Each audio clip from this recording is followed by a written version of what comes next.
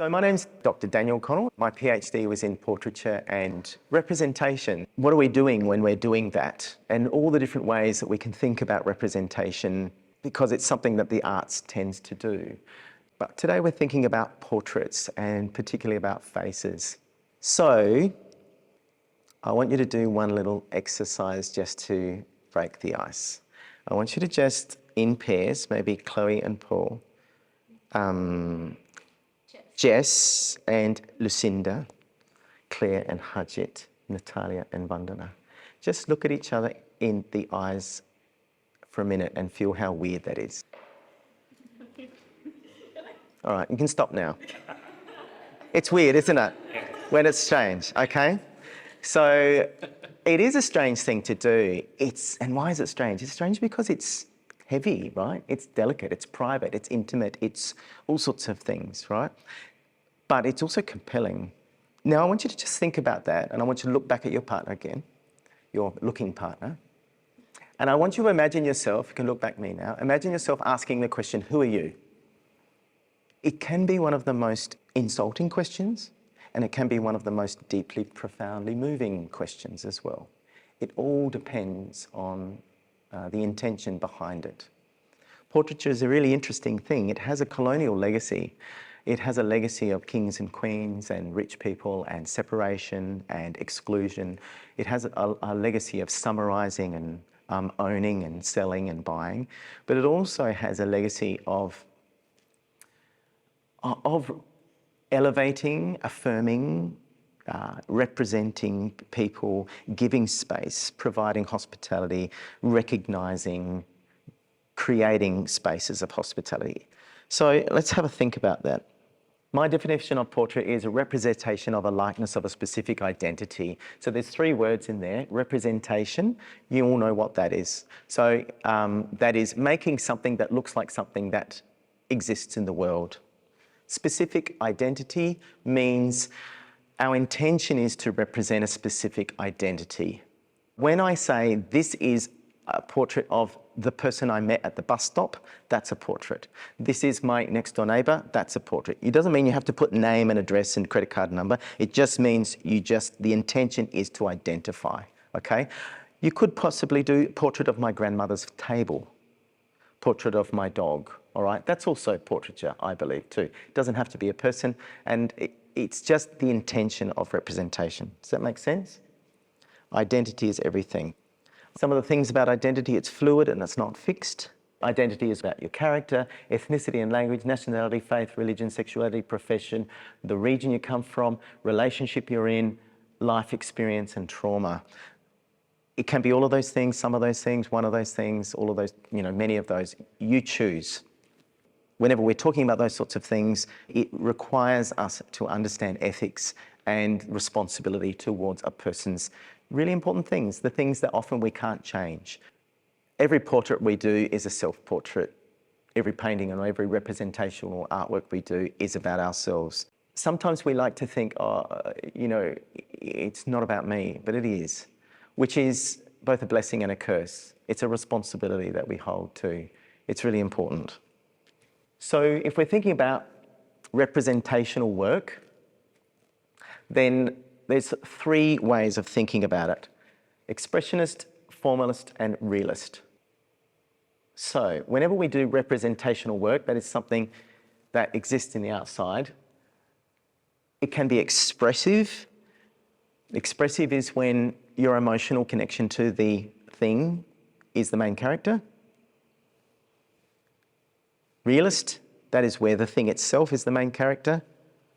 And formalist, that is where the way you've made it is the main character.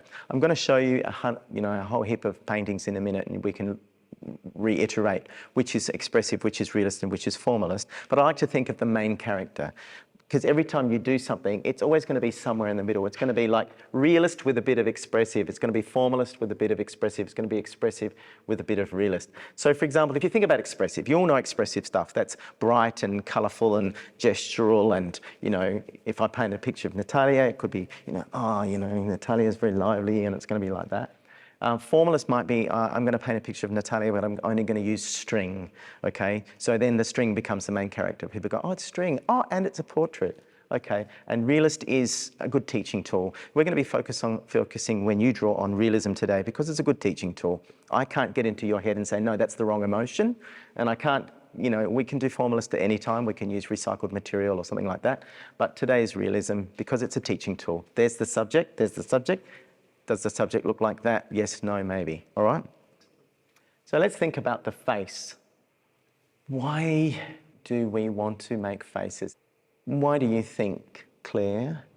I think it's quite an effective way to communicate perhaps like a perspective or I guess draw attention to political, like even political things or social things, and I guess it's a different way to communicate it rather than verbally. Yes.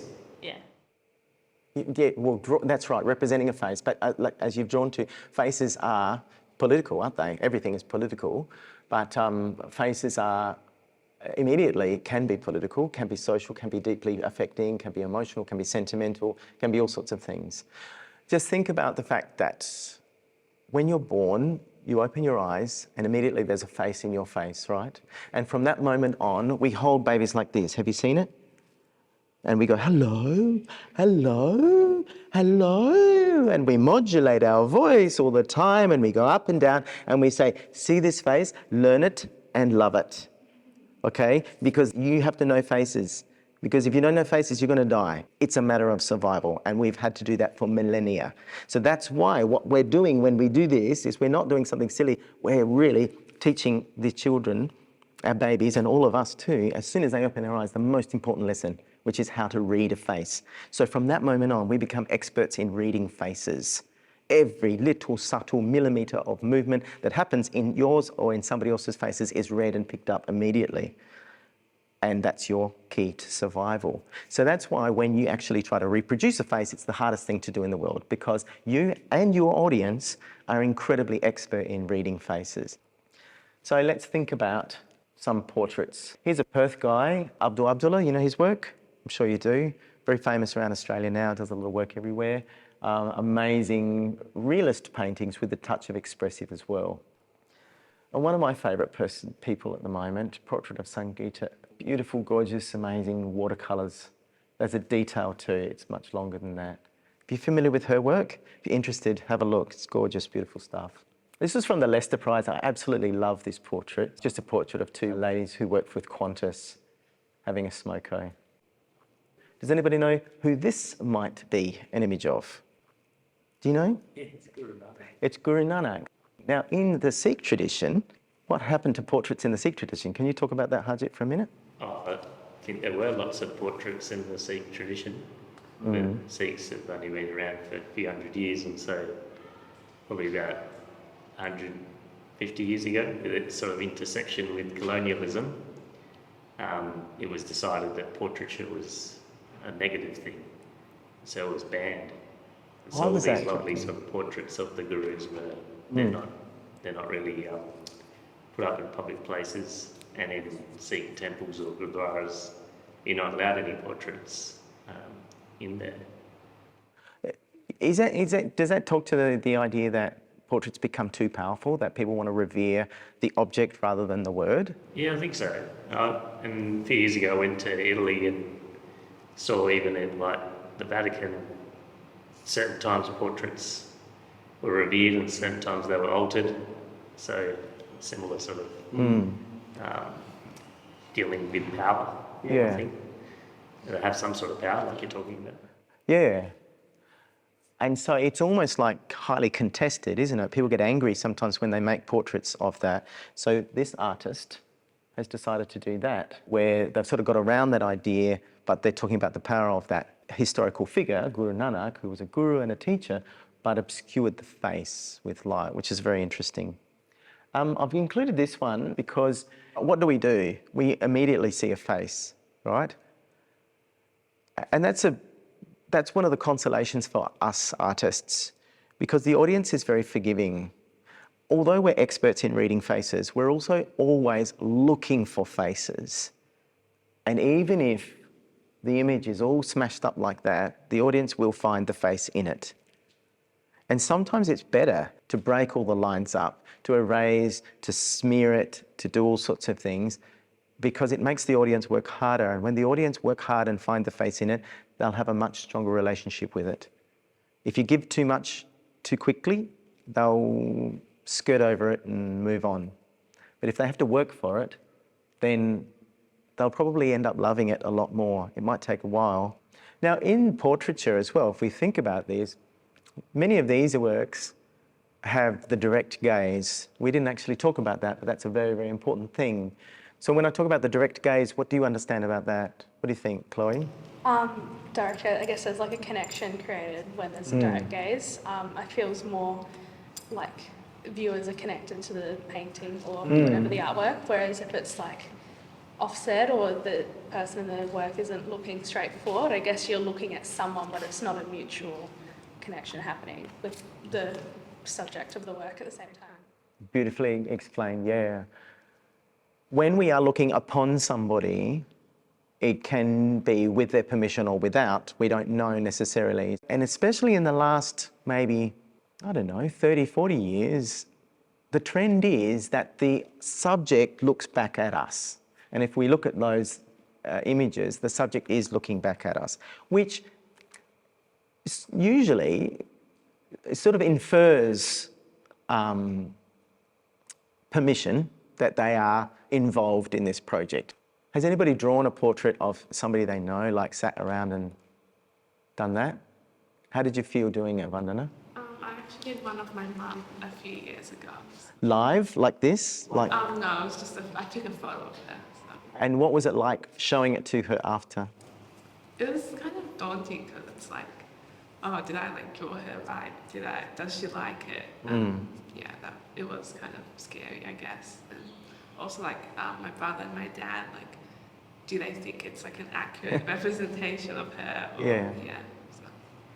It does have that scary notion. And a lot of the portraits we make, we might do really wild, abstract things. But then we go to a portrait, the other thing we have to consider is, how does this person actually want to be represented?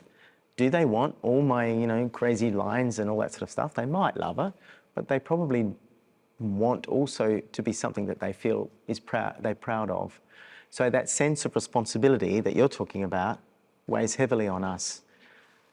And the sense of responsibility to the other people who also have a strong relationship with your mother. Yeah, it is daunting.